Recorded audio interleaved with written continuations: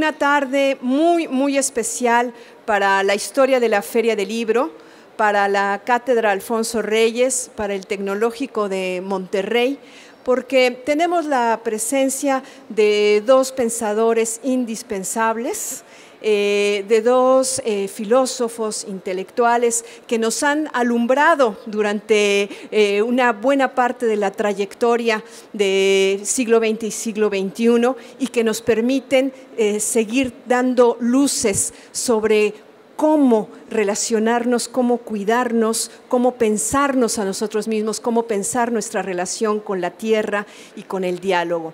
Queremos agradecer de manera muy profunda esta entrañable colaboración con el Encuentro Mundial de Valores. Le queremos dar las gracias de manera muy entusiasta a Cristina González, que es quien es la generadora del Encuentro Mundial de Valores y que se encuentra hoy con nosotros. Gracias, Cristina.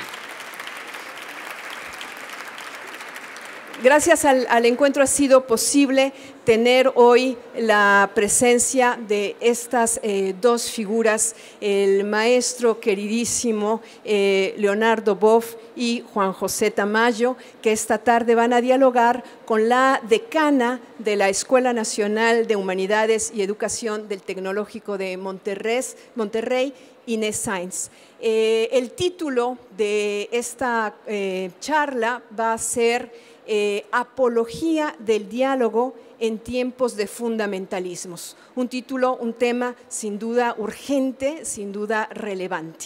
Vamos a aprovechar la mayor cantidad del tiempo en escucharlos, así es que sin más les pedimos que suban al escenario. Maestro Leonardo Boff, maestro Juan José Tamayo, Inés, muchas gracias, bienvenidos.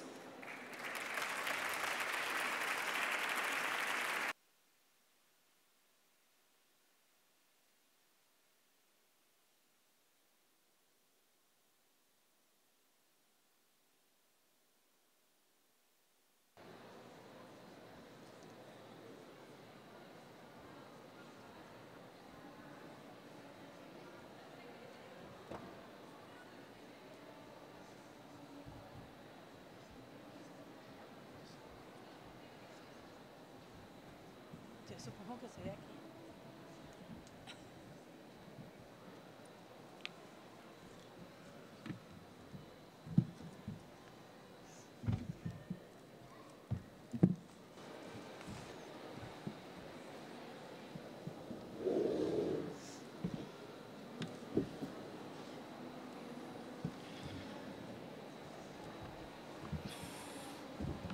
Yo pensaba que era un rombo ese aquí. Pues vamos a aprovechar esta hora lo más que podamos. Yo estoy muy emocionada de estar en medio de Leonardo Boff y Juan José Tamayo. De hecho, estoy nerviosa porque, bueno, son dos figuras de las que he aprendido mucho, que he leído y que he seguido pues a lo largo de mi vida. Voy a leer una breve semblanza de ambos. Leonardo Boff es doctor en Teología y Filosofía por la Universidad de Múnich. Ingresó en la Orden de los Frailes Menores Franciscanos en 1959. Leonardo Boff estuvo presente en el comienzo de la reflexión que busca articular el discurso indignado ante la miseria y la marginación con el discurso de la fe cristiana, que generó la conocida Teología de la Liberación. A lo largo de su vida ha sido un ardiente defensor de la causa de los derechos humanos, habiendo ayudado a formular una nueva perspectiva de los derechos humanos a partir de América Latina, con los derechos de la vida y a los medios para mantenerla con dignidad. Bueno, tiene muchos premios, como el doctorado honoris causa en política por la Universidad de Turín y en teología por la Universidad de Lund, en Suiza. Ha sido galardonado con diversos premios, solo voy a mencionar uno, que es el Right Livelihood Award, que es el premio al correcto modo de vida, conocido también como el premio, el Nobel Alternativo a la Paz. Y él, desde 1993, es profesor de Ética, Filosofía de la Religión y Ecología en la Universidad del Estado de Río de Janeiro. Leonardo Boff es autor de cerca de 100 libros, en diversas áreas. Yo quiero mencionar una publicación reciente que me parece importante que todos la conozcamos y, si podemos, leámosla, que es El cuidado esencial, ética de lo humano, compasión por la tierra. En él tiene que ver con la ética del cuidado, una oportunidad, nos dice Boff, para reconectar con la tierra y enfrentarnos a la indiferencia, descuido y abandono que caracteriza a las sociedades actuales. Bienvenido, maestro Boff.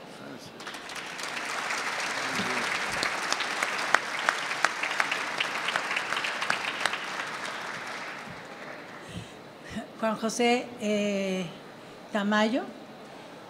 Hay mucho que decir también. Bueno, él ha sido profesor en diversas instituciones de España y América. Es profesor titular de la Universidad Carlos III de Madrid.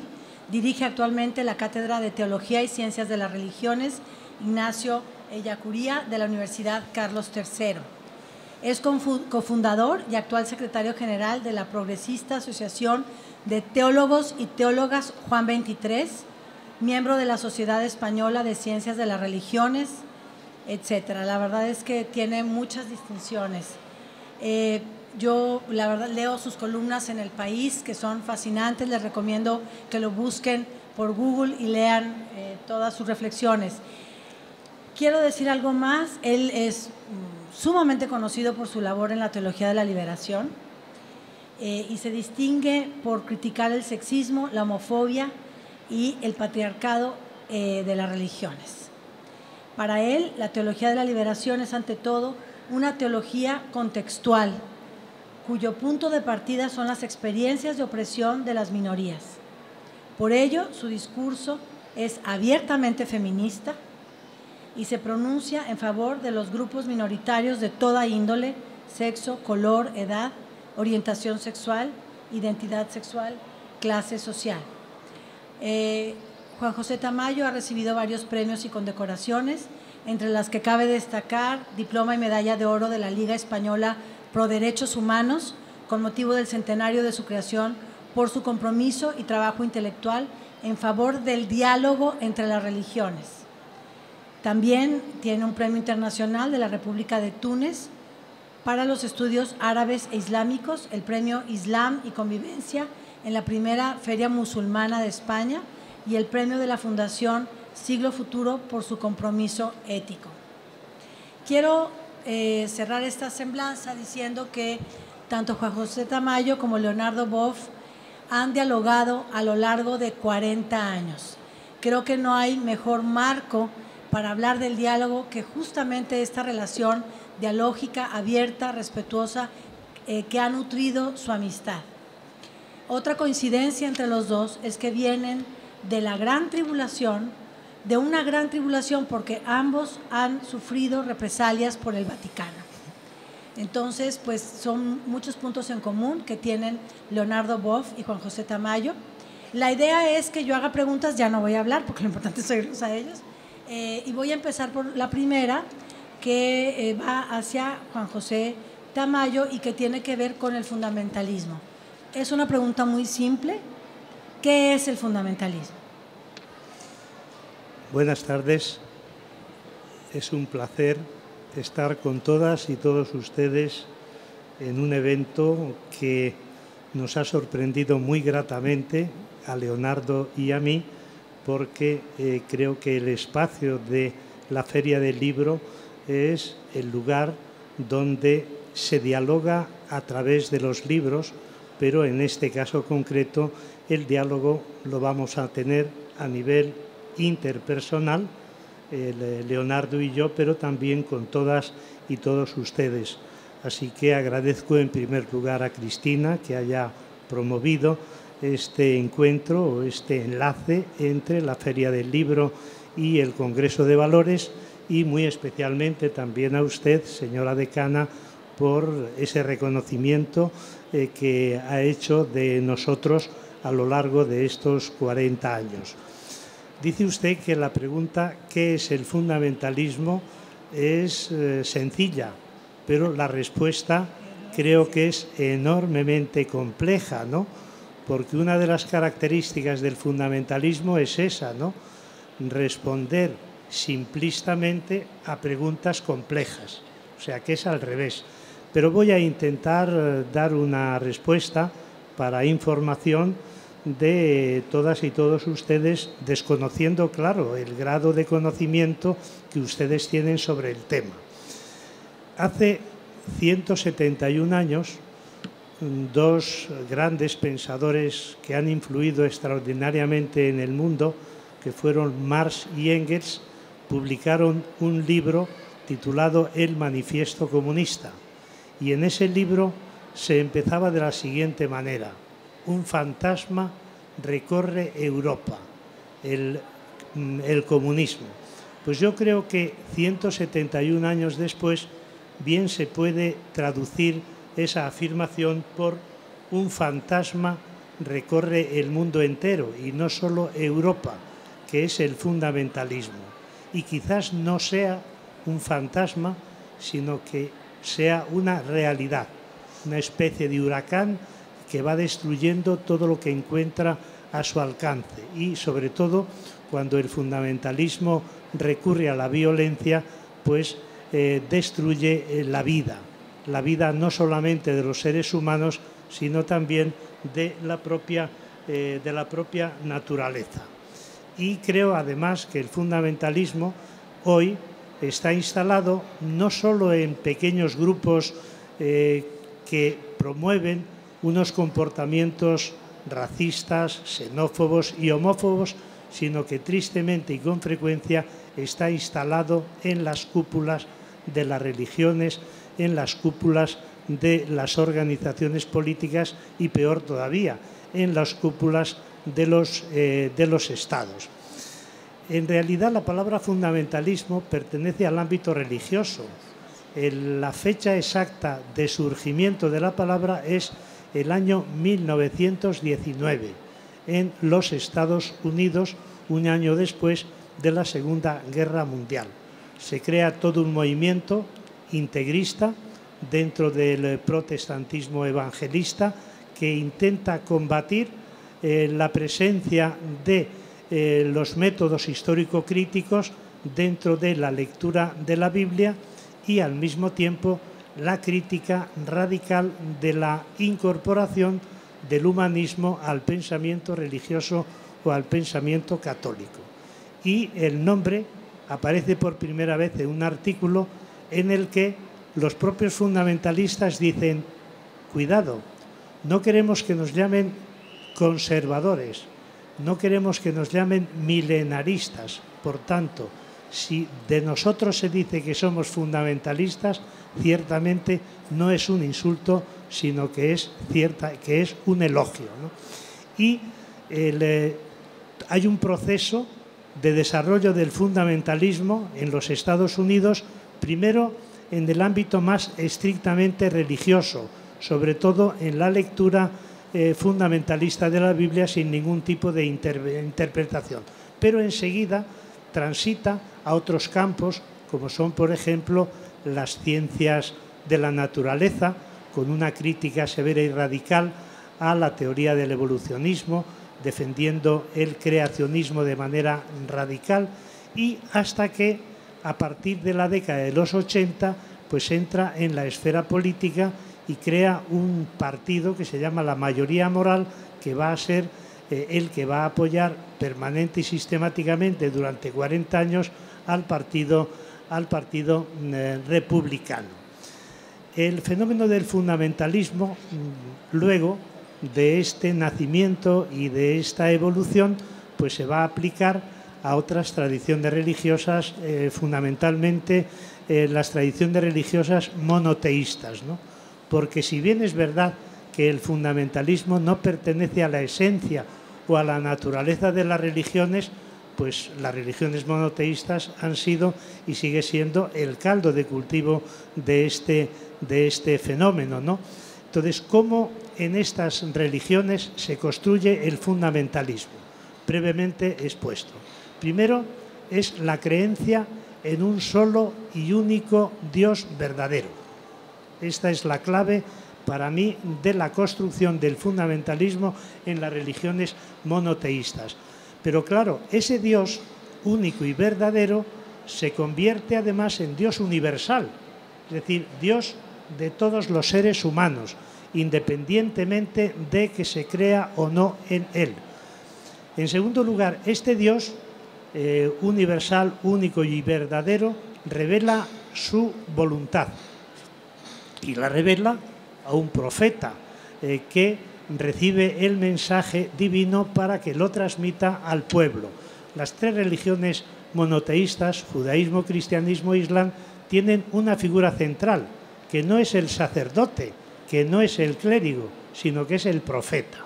El profeta Moisés, los profetas de la Biblia hebrea, el profeta Jesús de Nazaret, el profeta Mahoma. Entonces, los fundamentalistas entienden que Dios hace una revelación a un profeta y este profeta pone por escrito lo que Dios le ha transmitido. Entonces ahí ya entramos en un campo enormemente peligroso. ¿Por qué? Porque los fundamentalistas van a decir la Biblia hebrea, la Biblia cristiana y el Corán son palabra de Dios. Claro, palabra de Dios quiere decir que es inerrante y que dice verdad en todos los campos y en todos los terrenos que aparecen en los libros sagrados, ¿no? Tercer elemento que conforma el fundamentalismo. Esos textos sagrados son leídos en sentido literal, de forma que no se permite ni la interpretación, ni la precomprensión, ni el contexto cultural, sino que se considera que todo lo que dicen esos libros sagrados son palabra de Dios y por tanto dicen verdad, cuando en realidad de lo que se trata cuando se habla de verdad en los textos sagrados es la verdad liberadora, la verdad en el campo religioso, ¿no? Y ahí es donde yo creo que está la gran confusión, que si hubieran leído a Agustín de Hipona hubieran dejado de ser fundamentalistas, porque decía Agustín de Hipona, la Biblia nos enseña a ir al cielo, no cómo es el cielo. Los fundamentalistas van a decir, la Biblia nos enseña a ir al cielo, pero hace una descripción científica de lo que es el cielo, de lo que es la creación, etcétera, etcétera. Y luego, finalmente, en el caso, por ejemplo, del catolicismo, fenómeno que no se da en otras religiones cristianas y tampoco en el judaísmo, existe una institución que en su tiempo pues, fue la Inquisición y ahora con un nombre más suavizado es la doctrina, la Congregación para la Doctrina de la Fe, que fue la que represalió el libro de Leonardo Boff, Iglesia, Carisma y Poder, y el mío, Dios y Jesús, el horizonte religioso de Jesús de Nazaret.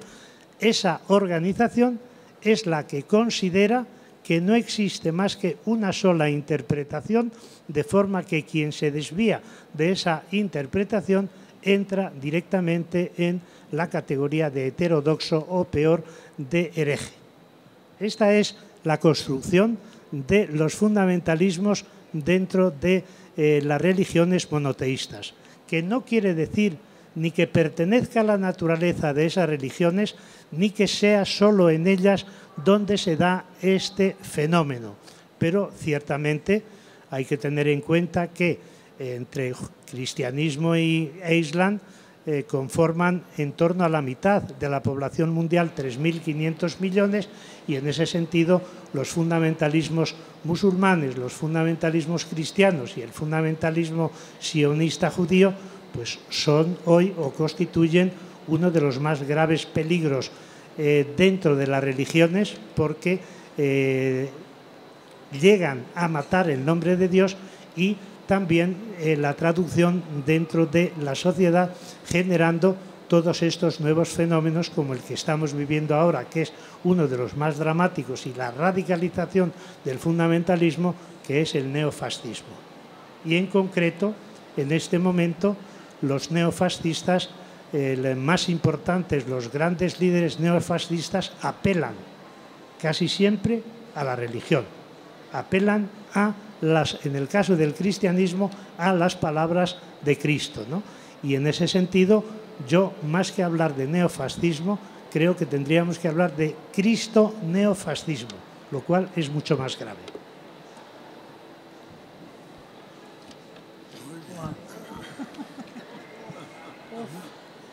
Bueno,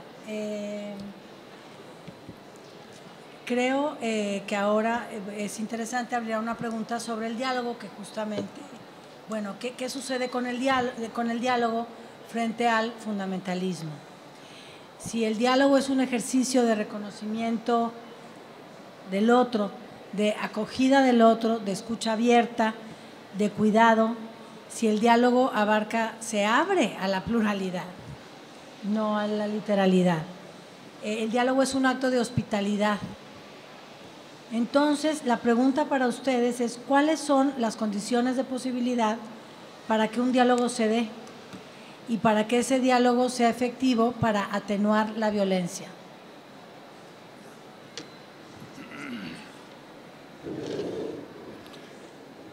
Buenas tardes a todos y muchas gracias por esa invitación, especialmente a Cristina, que propició ese encuentro, y a ella que nos está conduciendo. Yo quería añadir algo a eso de que Tamayo dijo de una manera más explícita y detallada. Yo diría brevemente que el fundamentalismo no es una doctrina, es una manera de interpretar la doctrina. Es decir, la mía doctrina es la única verdadera y todas las demás son falsas. ¿Por qué son falsas? Merecen ser combatidas, negadas. Y si uno insiste, hay que perseguirlo y eventualmente eliminarlo. Por eso ese radicalismo tiene siempre algo que ver con la violencia, porque niega a todos los demás el acceso a la verdad y tienen que pasar por su versión de la verdad, y todas las demás son falsas. Hoy hay un ascenso global en todo el mundo, pero no solamente en el campo religioso, pero fundamentalmente en el campo político. Por ejemplo, se dice que el único camino al desarrollo es el mercado, es el fundamentalismo del mercado. Y lo implantan violentamente en todas las partes. Por ejemplo, en mi país lo están implantando violentamente, que implica disminuir al máximo el Estado, privatizar todas las cosas, los bienes comunes de un pueblo, que es su petróleo, sus grandes empresas, porque el mercado tiene que dirigir toda la sociedad. Es la única manera de garantizar crecimiento, es la dictadura del mercado. Y se impone eso a todas las personas. Otro tipo de fundamentalismo es la cultura occidental. No soy yo que lo digo, es ese famoso pensador norteamericano Abraham Huntington, que escribió el libro Choque de Civilizaciones. Es un libro muy crítico, que se puede discutir y hacer mil críticas, pero vale la pena leerlo, porque es un libro, digamos, académico, con mucha erudición. Él dice varias veces que el más grande peligro hoy de la humanidad es la cultura occidental, porque ella se considera la única verdadera. Y por eso la globalización no es tanto globalización, es occidentalización del mundo. Imponer los valores, la democracia, los derechos, todo que es de Occidente. Berlusconi lo dijo muy bien, porque es muy ignorante, que la única cultura que vale la pena y mejor del mundo es la occidental y hay que imponerla a todo el mundo. De otra cosa no se podía esperar de él. Pero expresa lo que efectivamente ocurre, porque es el norte que ha llevado el terror al sur. La colonización, la esclavización, la conquista del mundo fue llevada por los países del norte. El sur últimamente con las dos torres han llevado el terror al norte. Pero ellos fueron los que han impuesto su visión de mundo, la visión cristiana, la colonización, la única religión verdadera, considerar todas las religiones indígenas como producción del diablo, obligar a los indígenas a someterlos con la cruz y con la espada. Con razón el Papa Francisco, por primera vez, porque ningún papa lo ha hecho antes, pidió perdón a los indígenas por la violencia que la Iglesia practicó imponiendo el cristianismo, y también la violencia de la colonización, que juntos, misioneros y soldados y colonizadores, han impuesto la forma política, la forma cultural, las lenguas de Occidente sobre las vastas culturas de América Latina. La mexicana, esa de acá, que era más desarrollada que la europea. Cuando la ciudad más numerosa de Europa, que era París y Colonia, con 90.000 habitantes, México tenía 200.000.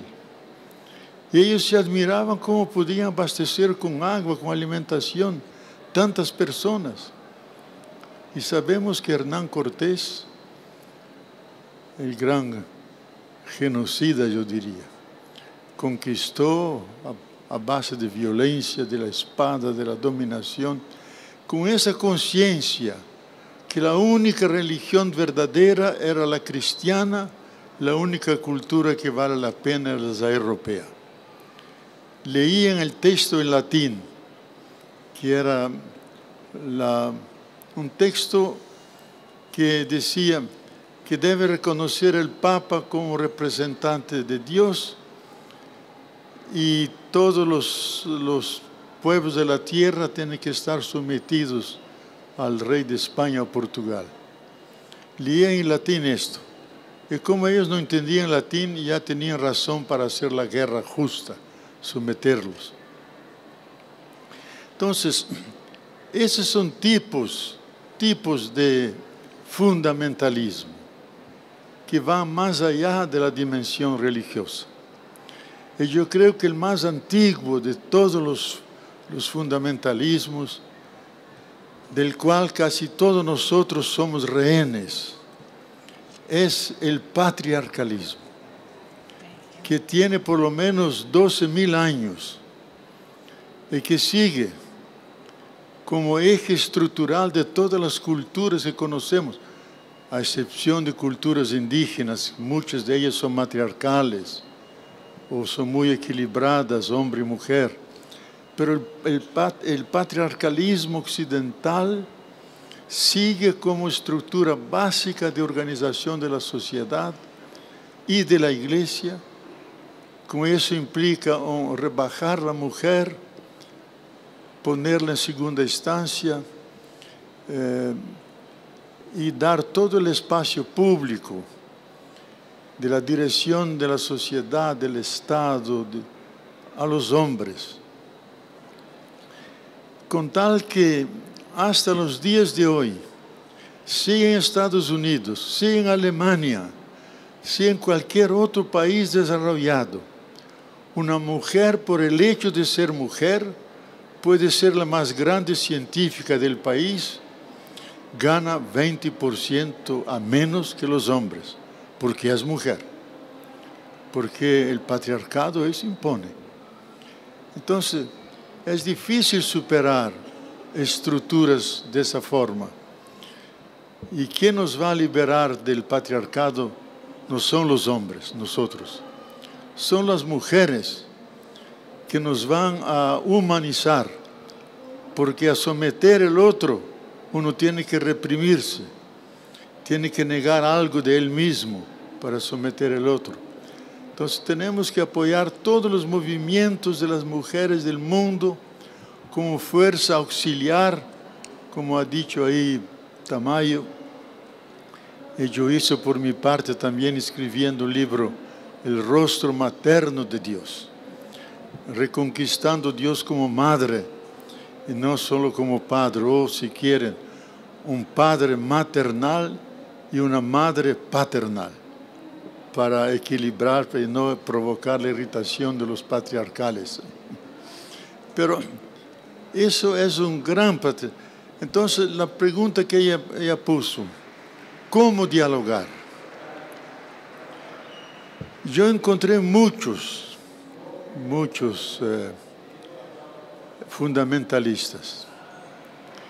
Y uno gasta casi todo su latín y su saliva y al final el resultado es prácticamente cero. Porque de principio parte que tú estás equivocado. Y tu única condición es convertirte a mi posición. A mi juicio, una manera de dialogar con ellos no es dialogar con palabras, es llevarlos al contacto con la realidad.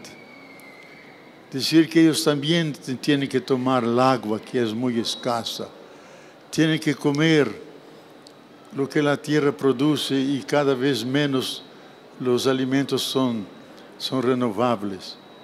Tienen que convivir con las personas, no pueden devorar las personas, tienen que estar junto a ellas y no hacerles continuamente guerra. Es la realidad que va a convencerlos que hay otras cosas que su verdad. Yo quería citar un poeta español, pero lo voy a dejar a Tamayo. No, Tamayo sabe mejor que yo. No es uno, pero él va a repetir, que es Antonio Machado, donde él dice, tu verdad, no tu verdad, la verdad, la tuya, guárdela para ti. Busquemos juntos la verdad. Busquemos. ¿Es eso, Tamayo? Sí, no se ha podido contener porque acordamos que la iba a citar yo, pero lo ha hecho él muy bien. Lo ha hecho él muy bien. El texto literal es el mismo que él ha dicho, tu verdad no, guárdatela, la verdad y vamos a buscarla juntos. Hace 125 años la pronunció en un pequeño poema Antonio Machado, que se adelantó en tantas cosas y también en este caso concreto. Y totalmente de acuerdo con esta extensión de la palabra fundamentalismo al ámbito no religioso.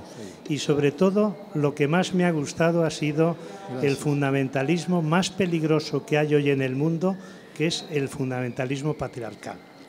No tengo que añadir una sola palabra más, porque creo que es uno de los fundamentalismos en los que pivota de manera especial una característica común a casi todos ellos, que es la violencia. El año 2017, me parece, se contabilizaron en el mundo 70.000 asesinatos de mujeres, es decir, feminicidios, por el simple hecho de ser mujeres. ¿Y cuál es la clave del fundamentalismo patriarcal? El odio contra la vida de las mujeres. Cuando yo digo esto, me dicen, exageras. No. Si yo mato a una persona es porque la odio, no porque la quiero o porque defienda la vida, ¿no? Y en ese sentido creo que hay que subrayar de una manera especial y ponernos en alerta a todos los niveles y en todos los campos del fundamentalismo patriarcal. Pero hay otros dos que creo yo que son igualmente graves, ¿no? El fundamentalismo científico. Claro, se me dirá, pero ¿cómo puedes hablar de fundamentalismo científico cuando la ciencia funciona por el método más riguroso que hay de descubrimiento de la verdad? La ciencia entra en el proceso de fundamentalismo cuando se considera la única depositaria de la verdad y cuando impone su método de investigación y de estudio y análisis de la verdad al resto de las ciencias. Dilthey ya distinguía, recordáis, entre las ciencias del espíritu y las ciencias de la naturaleza. Pero ¿por qué las ciencias de la naturaleza tienen que imponer su método y considerar que tienen toda la cartografía de la cartografía de la verdad? Ya sabemos a lo que ha conducido el fundamentalismo científico, ¿no? Pues al rearme de todas las naciones, a todas las guerras, las más sangrientas, las que se han producido en el siglo XX, etcétera, etcétera. Y otro fundamentalismo que me parece que puede considerarse como una contradicción, llamarle tal, el fundamentalismo democrático. Claro, dirán, ¿cómo puede ser la democracia fundamentalista? Sí, cuando primero impone un único modelo de democracia. Y nos estamos refiriendo, como muy bien ha dicho Leonardo, al modelo de democracia representativa occidental, despreciando cualquier otra forma de organización, por ejemplo, en el ámbito de las comunidades indígenas, ¿no? Y, sobre todo, el fundamentalismo democrático se convierte en tal cuando se afirma el proceso o se reconoce como única manera de globalización la globalización neoliberal y cuando la democracia se impone además por la fuerza en otros países que se consideran que no son democráticos. Y además, y termino con esto, completando la intervención de Leonardo Boff, que yo creo que todos los fundamentalismos, todos desembocan en violencia, todos. Tenemos la idea de que los que desembocan en violencia son los fundamentalismos religiosos que matan el nombre de Dios, pero es que los otros fundamentalismos también desembocan en la violencia, ¿no? Por ejemplo, el fundamentalismo político, que es la religión del imperio, ¿qué hace? Pues lleva a cabo intervenciones contra los pueblos y los estados que se niegan a obedecer sus órdenes y que defienden su patrimonio cultural y económico del que se quieren aprobar los otros países supuestamente democráticos, ¿no? Y en ese sentido, diríamos, ¿la ciencia también desemboca en violencia? Claro que sí. El Boaventura de Sousa Santos, entrañable amigo tanto de Leonardo como mío, habla de epistemicidio. ¿Qué es el epistemicidio? El asesinato por parte de los saberes científicos, de aquellos otros saberes de los pueblos originarios que no se atienen al modelo de ciencia y de conocimiento de la ciencia moderna, de la ciencia europea. Por tanto, claro, eso es epistemicidio. Y cualquier otro, incluso habría otro fundamentalismo que también lo comparte y lo hemos hablado muchas veces Leonardo y yo, el fundamentalismo antropocéntrico, es decir, el fundamentalismo que considera que el ser humano es el centro del universo, es el dueño de la naturaleza y puede usar y abusar de ella y depredarla con todo derecho y con toda libertad. Cuidado con ese fundamentalismo antropocéntrico. Bueno, pues lo que han dicho nos abre los ojos ante muchos fundamentalismos que se mantienen invisibilizados o normalizados. Yo quisiera preguntarles algo ahora que tiene que ver más con la vida cotidiana, con lo que vivimos y padecemos día a día. Y las preguntas son, ¿dialogamos en la academia? ¿Dialogamos en la calle? ¿En las redes sociales? ¿Cuáles son los espacios que posibilitan el diálogo? Es que, bueno, creo que viene muy a cuento a lo que han dicho. ¿Qué espacios posibilitan el diálogo? ¿Y quiénes dialogan? Me refiero a quienes tienen el derecho de ser interlocutores. ¿Qué necesitamos para que toda persona sea sujeto de diálogo? Sí.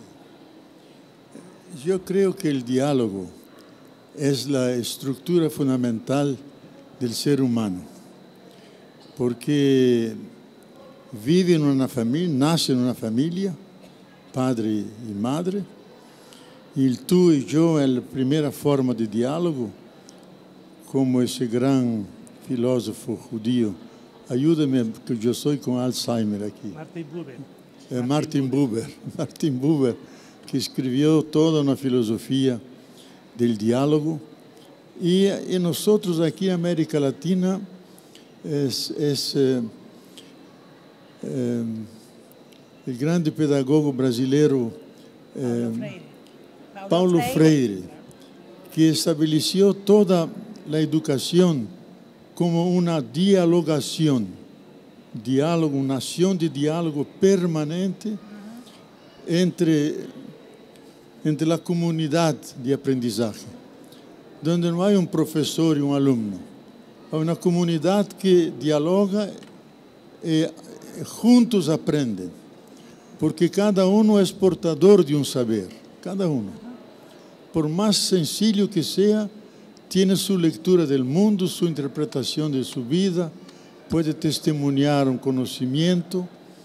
Entonces la escucha de uno al otro, y eso hace que juntos crezcamos y que se establece el diálogo como algo permanente, un aprendizaje continuo de la vida.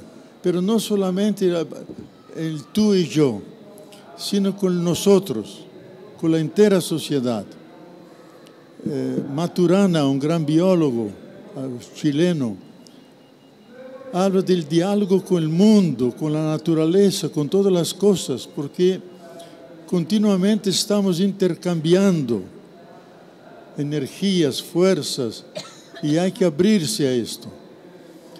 Y es así que aprendemos y vamos acumulando saber y vamos también comunicando saber. ¿Están entendiendo? Porque me parece que mi voz, una está con la mano así, entonces yo tengo la voz de un viejo que habla más para adentro do que hacia afuera. Esa es mejor, entonces vamos con esa. Mira, hay un libro que yo quiero citar acá, que es de un gran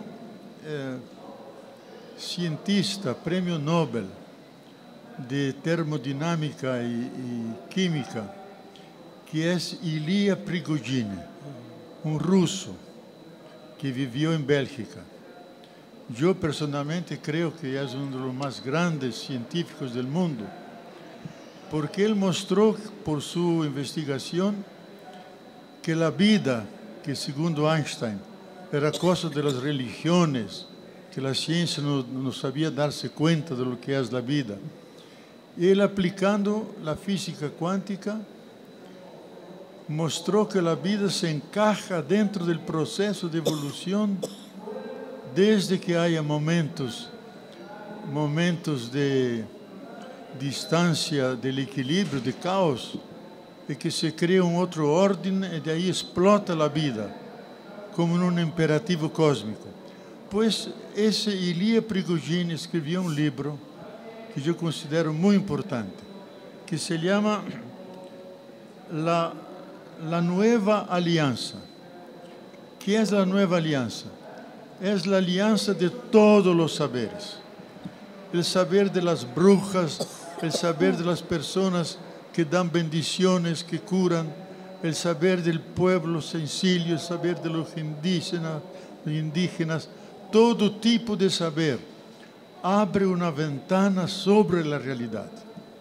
Y él propone la superación de la dictadura de la razón occidental que crió el racionalismo, el irracionalismo, de crear un principio de autodestrucción con armas químicas, biológicas, nucleares, que puede matarse a sí mismo por 15 formas diferentes.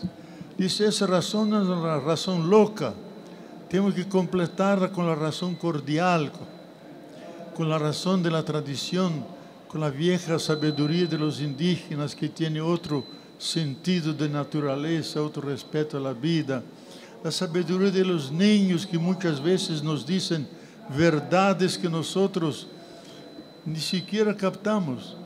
Todos son portadores de verdades. Entonces, hacer una alianza de todos los saberes, porque eso puede equilibrar el ser humano, humanizarlo. Y también escuchar el fundamentalista, que tiene sus razones por ser fundamentalista, porque a veces fueron tan oprimidos, han pasado por encima de sus tradiciones religiosas y su dignidad de pueblo, que para defenderse reafirman su identidad hasta el extremo, como forma de sobrevivencia. Especialmente la globalización, que es aterradora, que hamburgueriza todo el mundo es igual, destruye las diferencias. Entonces, el fundamentalismo de muchos viene como reacción para salvar su identidad de pueblo y sus tradiciones. Entonces, escucharlos también a ellos. Entonces, yo creo que con esa acción total de diálogo, dialogación, como decía Paulo Freire, se puede equilibrar el fundamentalismo, o por lo menos que no sea tan violento, porque pertenece a uno. Uno es condenado.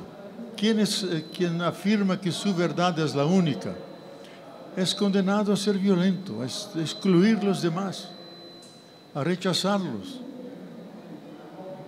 Porque dice que la mentira y la falsedad no tienen ningún derecho. Derecho tiene solo la verdad que nosotros tenemos. Y ahí tiene que destruirlos. Entonces, si hacemos un diálogo amplio y traemos a esas personas a la realidad concreta, donde vive lo cotidiano, porque se dan cuenta que las limitaciones humanas, que los otros también tienen nostalgia de amor, tienen angustias como ellos, tienen sed de reconocimiento, de ser reconocido y reconocer.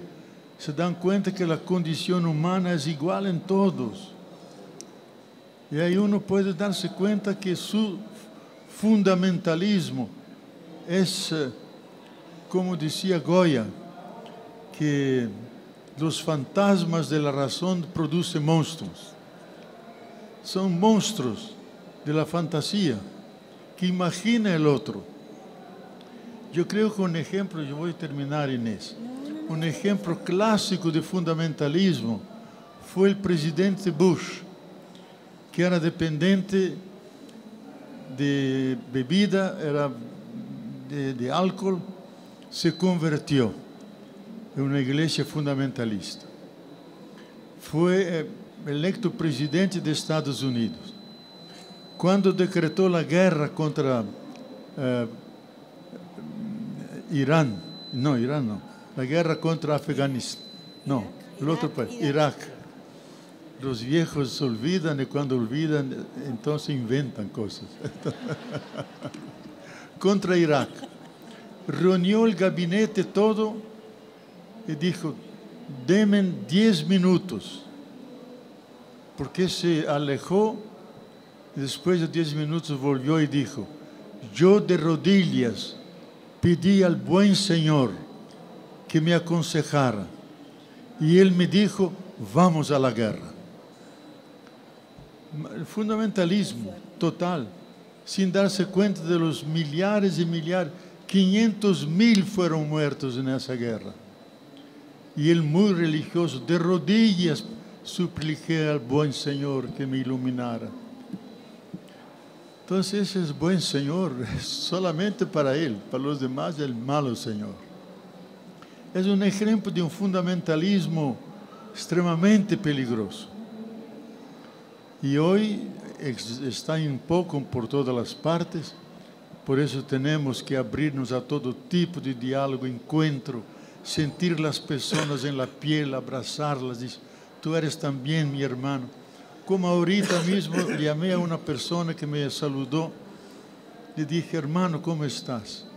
Circuló por ahí y volvió y me dijo, ¿por qué me llamaste hermano? Digo, te llamé hermano porque somos de hecho hermanos. ¿Cómo somos hermanos? Digo, sí, tú tienes la misma piel, la misma sangre, la misma cabeza, el mismo corazón. Somos hermanos de verdad. Le encosté la mano en él, dije, mira cómo somos hermanos. Y yo le dije, San Francisco le amaba a todos los seres con la dulce palabra hermanos y hermanas, incluso el hermano lobo. Y él dijo, yo soy Francisco y admiro San Francisco. Y entonces voy a darte una argumentación científica.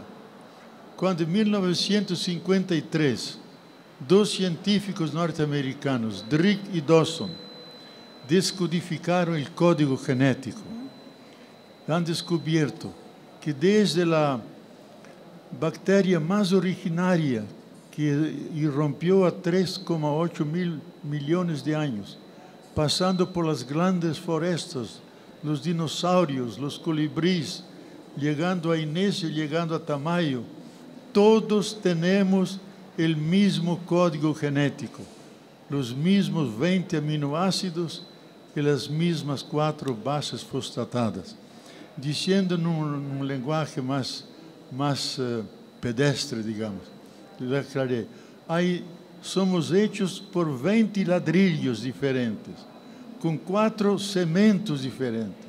Y con eso hacemos combinaciones, de ahí nace la biodiversidad. Uno es un perro, otro es una gallina, tú eres un hombre. Todos somos hermanos y hermanas porque tenemos la misma composición. Eso lo dice el Papa en su encíclica, lo dice la Carta de la Tierra. Hay un hilo de hermandad entre todos. Por eso eres hermano. Entonces, gracias a Dios. Ahora entendí por qué me llamaste de hermano. Wow. Y yo, para terminar, digo, Miguel de Escoto, que era presidente de la ONU, secretario general de la ONU, siempre saludaba a todos hermanos y hermanas. Salió un artículo en el New York Times y dice, ese diplomático saluda a todos de forma muy cómica, bizarra, de hermanos y hermanas. En diplomacia no existe eso. Dice, qué vergüenza, digo, uno no reconoce el otro hermano y hermana, un musulmán, un árabe, un negro, un africano, todos somos hermanos. Y ahí burlaban de él porque le llamaba a todos hermanos y hermanas. Entonces hay que volver a esta dimensión más fundamental de la vida. Y si nos reconocemos como hermanos y hermanas, ahí lentamente vamos superando el patriarcalismo y más que todo el fundamentalismo. Bueno, yo quiero referirme en un paréntesis a un acto fundamentalista que se está celebrando hoy en mi país. 12 de octubre, fiesta de la Hispanidad, con un despliegue de 2.500 militares, con todo tipo de manifestaciones de unión entre el rey, el presidente del gobierno que es socialista, y el 12 de octubre se celebra como una gran fiesta la conquista de América, porque es el día en que llegó Colón a este continente. Y eso no solamente se celebra de manera festiva, sino que es día de precepto como cualquier domingo. O sea que se está obligado todo católico a ir a misa porque es una de las fiestas que se llama de guardar. Y a esto sumen otro factor, otra relación. El día 12 de octubre se celebra la Virgen del Pilar.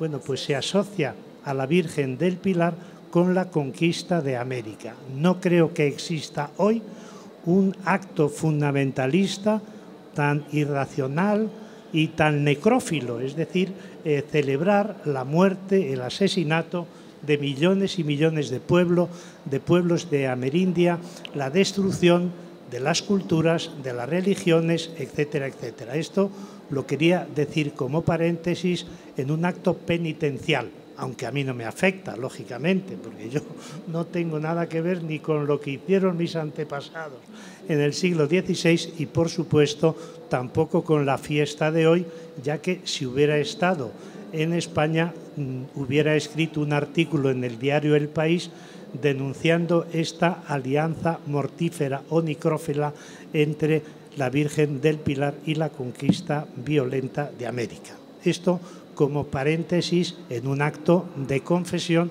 que les quería hacer para que sepan cómo yo pienso de todo este tipo de actos y de celebraciones. Sobre el diálogo, decir un par de cosas o tres. Lo primero que creo que tiene que caracterizar el diálogo es que ha de ser como una forma de vida. Es decir, es un talante, es una actitud. Cuando de una persona decimos qué dialogante es, creo que es el mayor elogio que le estamos haciendo.